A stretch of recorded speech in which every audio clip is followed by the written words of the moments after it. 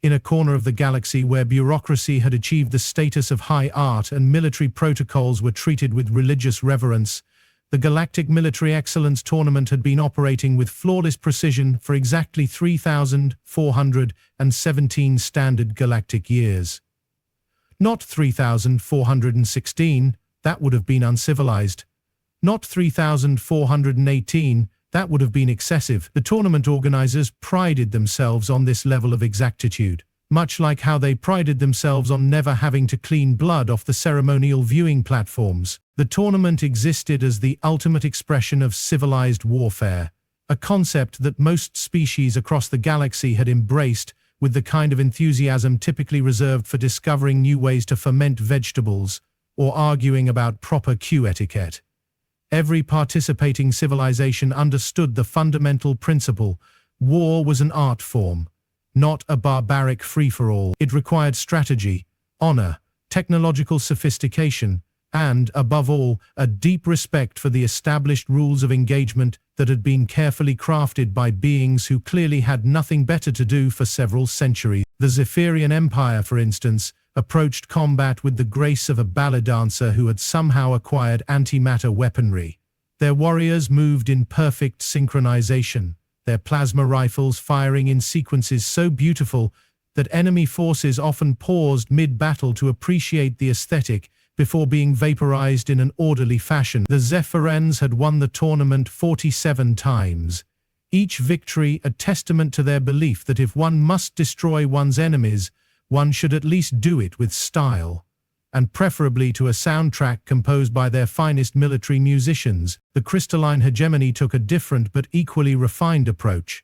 Their warriors were literally made of living crystal, beings who could refract enemy energy weapons back at attackers, while simultaneously creating spectacular light shows that would have made pre-spaceflight civilizations invent new religions on the spot. They fought with the kind of precision that suggested each battle move had been planned by committees, approved by subcommittees, and then reviewed by committees whose sole purpose was to make sure the first committees hadn't missed anything important.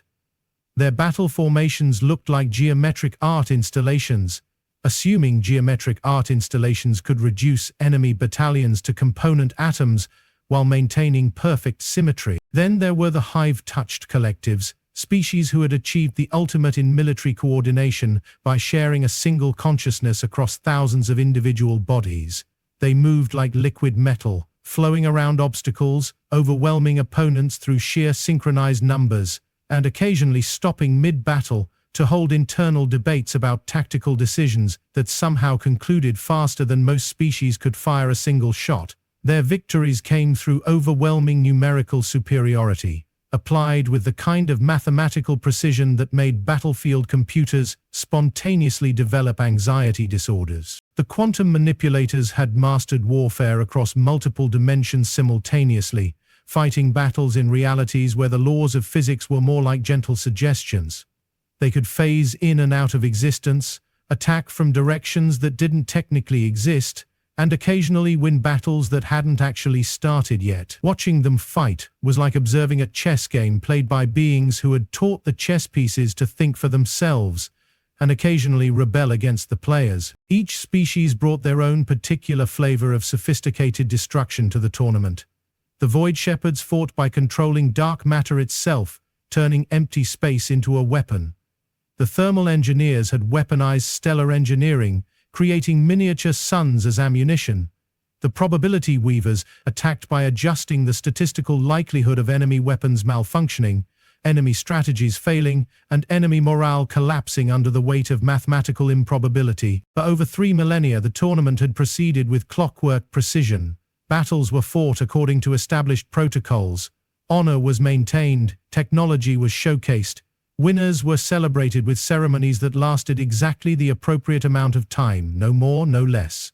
The defeated were treated with respect, their strategies analyzed and appreciated for their artistic merit, even in failure. It was, the tournament organizers frequently noted, civilization at its finest. The tournament grounds themselves reflected this commitment to proper warfare. Vast arenas constructed from materials so advanced they existed in 11 dimensions simultaneously.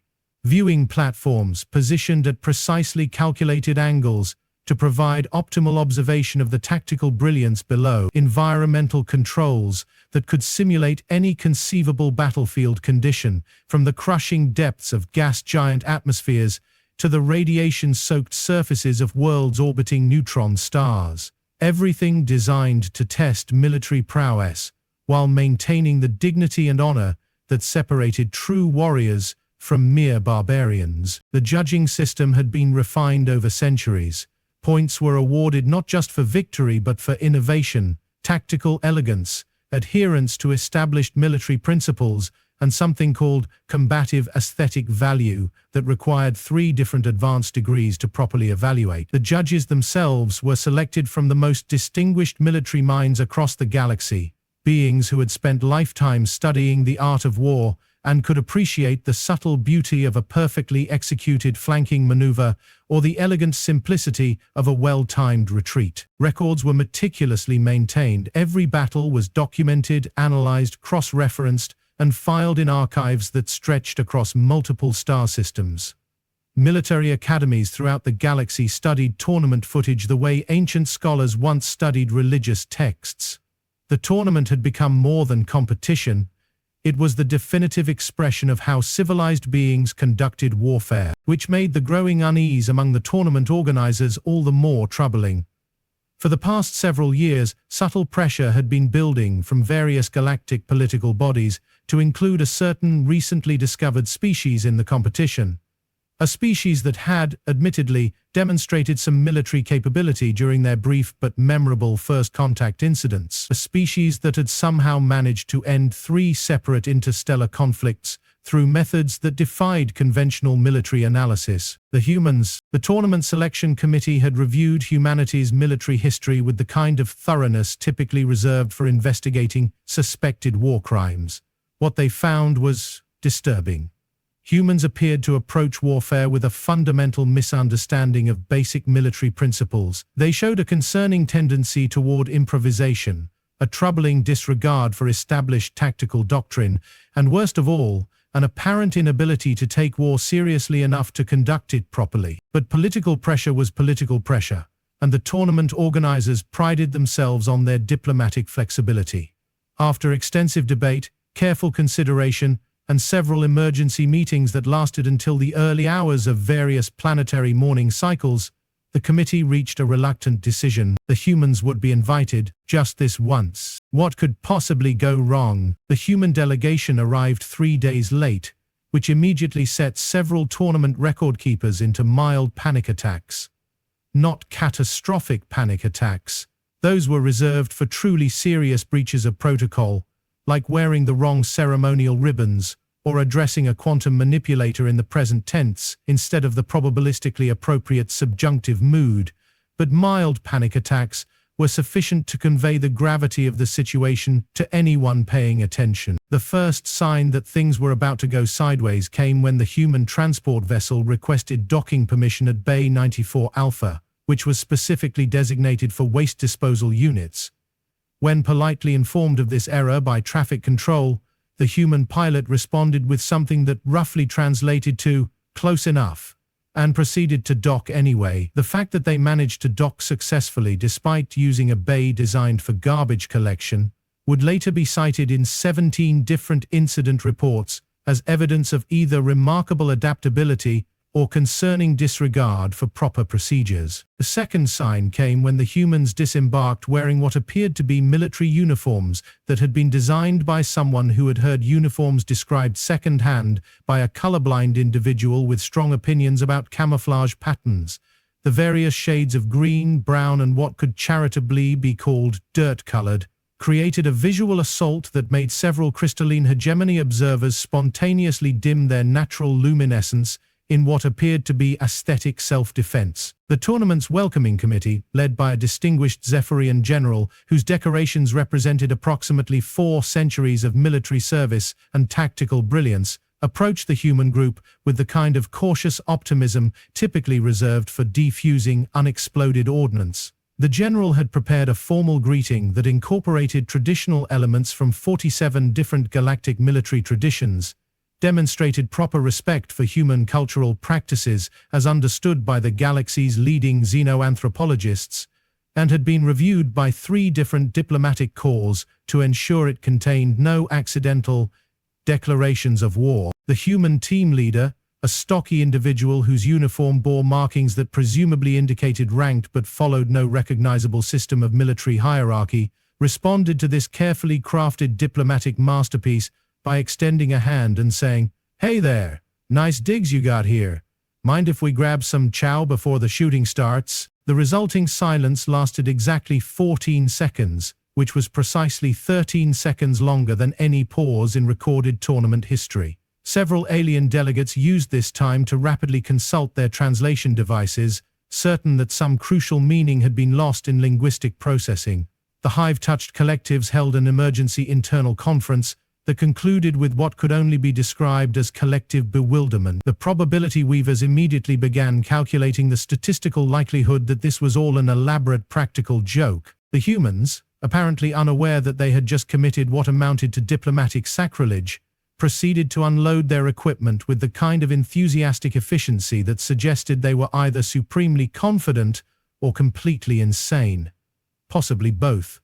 Their gear consisted of items that defied easy categorization, assuming one was attempting to categorize them as legitimate military equipment rather than props from a particularly violent theatrical production. Standard-issue projectile weapons that appeared to have been manufactured sometime during humanity's pre-spaceflight era sat next to devices that hummed ominously and bore warning labels in at least 12 different human languages. Containers marked with symbols that either indicated hazardous materials or were humanity's attempt at abstract art were stacked next to what appeared to be cooking equipment. Several items were held together with a substance that the humans referred to as duct tape and treated with the kind of reverence typically reserved for advanced nanotechnology. The tournament equipment inspection team, composed of beings who had spent decades cataloging and analyzing military technology from across the galaxy, approached the human gear with the cautious enthusiasm of scientists discovering a new form of matter. Their subsequent report would eventually run to over 3,000 pages and include 17 different appendices, 3 emergency addendums, and a completely new classification system for items that were probably weapons but might also be kitchen appliances. The humans seemed genuinely puzzled by the inspection process. When asked to explain the tactical purpose of various devices, they provided answers that were either brilliantly cryptic strategic misdirection or evidence of complete tactical confusion. A device that appeared to be some form of advanced sensor array was described as Jerry's thing for finding metal stuff. A container of industrial adhesive was listed as backup tactical solution. Something that resembled a modified agricultural implement was simply labeled Chuck's special project, with no further explanation deemed necessary. Meanwhile, the other tournament participants observed these proceedings with growing unease. The Zephyrians held emergency strategy sessions to analyze human equipment and tactics based on available data, which consisted primarily of rumors, second-hand accounts, and a growing collection of incident reports from various first contact scenarios. Their conclusions were troubling. Humans appeared to approach warfare without any recognizable tactical framework, strategic doctrine, or respect for established military principles. The crystalline hegemony attempted to analyze human battle formations by observing their equipment arrangement patterns. This proved futile, as the humans appeared to organize their gear according to principles that existed entirely outside any known logistical framework. Weapons were stored next to food supplies. Communication equipment was intermixed with what appeared to be recreational items. Everything was arranged in patterns that suggested either advanced tactical thinking or complete random chance. The quantum manipulators tried to predict human behavior by analyzing probability matrices based on observed actions and equipment choices. Their calculations repeatedly produced results that violated several fundamental laws of tactical probability and suggested that humans either existed outside normal space-time or were operating according to strategic principles that defied mathematical analysis. As the first day of competition approached, tournament officials held increasingly frantic meetings to address the growing list of concerns. The humans had requested permission to set up some basic defensive positions, which turned out to involve digging holes in carefully manicured tournament grounds and filling them with materials that were either highly advanced tactical equipment or random debris collected from their transport vessel. They had also submitted meal requests that included items not found in any known galactic nutritional database and cooking methods that appeared to involve controlled explosions. The tournament catering staff, beings who had successfully provided appropriate nutrition for over 400 different species, stared at the human requirements with the kind of blank incomprehension typically reserved for encounters with cosmic phenomena that existed beyond conventional understanding. But the most troubling development came when the humans requested a practice round to get the feel of the place. This was an entirely reasonable request that fell well within established tournament protocols. What was not reasonable was their interpretation of practice round as an opportunity to test weapon systems, explore tactical possibilities, and apparently conduct some form of primitive bonding ritual that involved consuming fermented beverages and telling stories that grew increasingly improbable with each iteration. The practice session itself defied all attempts at conventional analysis. The humans approached the simulated battlefield with the kind of casual curiosity typically associated with tourists exploring an interesting landmark rather than warriors preparing for combat. They examined terrain features, tested equipment functionality, and engaged in what appeared to be tactical discussions but sounded more like arguments about the most effective methods for cooking various forms of meat over open flames. When the practice simulation began, the humans immediately did something that no other species had attempted in over 3 millennia of tournament history. They completely ignored the designated starting positions, established tactical objectives, and recommended strategic approaches. Instead, they spread out across the battlefield in patterns that followed no recognizable military doctrine and began doing things that fell somewhere between unconventional tactics and performance art. The tournament officials watched in growing horror as the humans turned the carefully designed simulation into something that resembled less a military exercise and more a chaotic experiment in applied creativity. They used environmental features in ways that suggested either tactical brilliance or complete disregard for proper battlefield etiquette. They combined equipment in configurations that produced results ranging from surprisingly effective to mildly terrifying. But the most disturbing aspect was their apparent enjoyment of the entire process. While other species approached warfare with appropriate seriousness, tactical focus, and respect for the gravity of armed conflict, the humans seemed to be having fun. They laughed at their own mistakes, celebrated successful improvisations, and treated the entire simulation as though it were some form of elaborate recreational activity, rather than a test of military prowess. As the practice session concluded, and the humans began preparations for the actual tournament, one thing became abundantly clear to every observer. The next few days were going to be unlike anything in the tournament's long and distinguished history. The question was whether the galaxy was prepared for what that might mean. The first official battle of the tournament began at precisely 800 hours Galactic Standard Time, as it had for over 3,000 years. What happened next would ensure that no future tournament would ever begin quite the same way again. The opening match pitted humanity against the Methodical Confederation, a species whose approach to warfare resembled an elaborate mathematical proof delivered through precision weaponry. The Methodicals had spent the previous evening analyzing human equipment, tactical patterns from the practice session, and available intelligence reports. Their battle computer had processed over 40,000 possible scenarios and calculated optimal responses to each one. Their warriors took positions according to a strategic framework that had been refined across centuries of successful military operations. The humans wandered onto the battlefield carrying what appeared to be a collection of improvised weapons, several containers of questionable substances, and something that looked suspiciously like a modified agricultural spraying device connected to a fuel tank by a series of flexible tubes held together with their ubiquitous duct tape. The battle commenced, with the Methodicals executing a textbook advancement pattern, their weapons firing in carefully coordinated sequences designed to suppress enemy movement while establishing superior tactical positioning.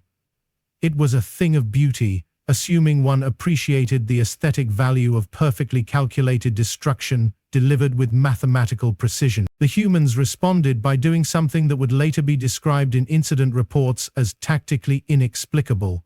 Instead of seeking cover, establishing defensive positions, or attempting to return fire in any recognizable pattern, one of them simply walked forward, carrying the agricultural spraying device, and pointed it at the advancing methodical forces. What emerged from the device was not the expected projectile weaponry, energy discharge, or exotic particle beam.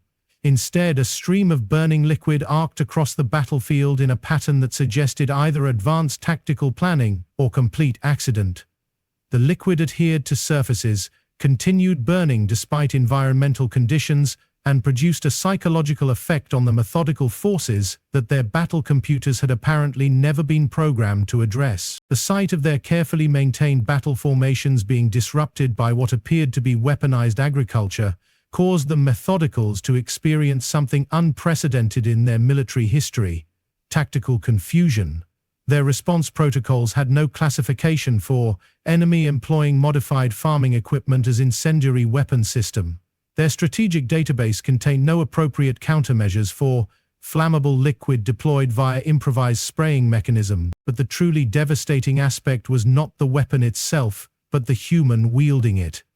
As methodical warriors scrambled to adapt their tactics to this unprecedented threat, the human operating the flamethrower began making observations about the situation. Loudly, in what appeared to be some form of human psychological warfare technique that combined tactical commentary with what could only be described as stand-up comedy. "Hey Bob, check this out," the flamethrower operator called to another human. "Their armor's all shiny and melty now. Looks like somebody's having a real hot day." The combination of continued flammable liquid deployment and running comedic commentary produced an effect on the methodical forces that exceeded simple tactical disruption. It created something approaching existential crisis. Warriors who had spent lifetimes mastering the precise art of mathematical warfare found themselves facing an opponent who appeared to be making jokes while setting them on fire with farm equipment. The methodical surrender came 14 minutes into what should have been a 2-hour tactical engagement.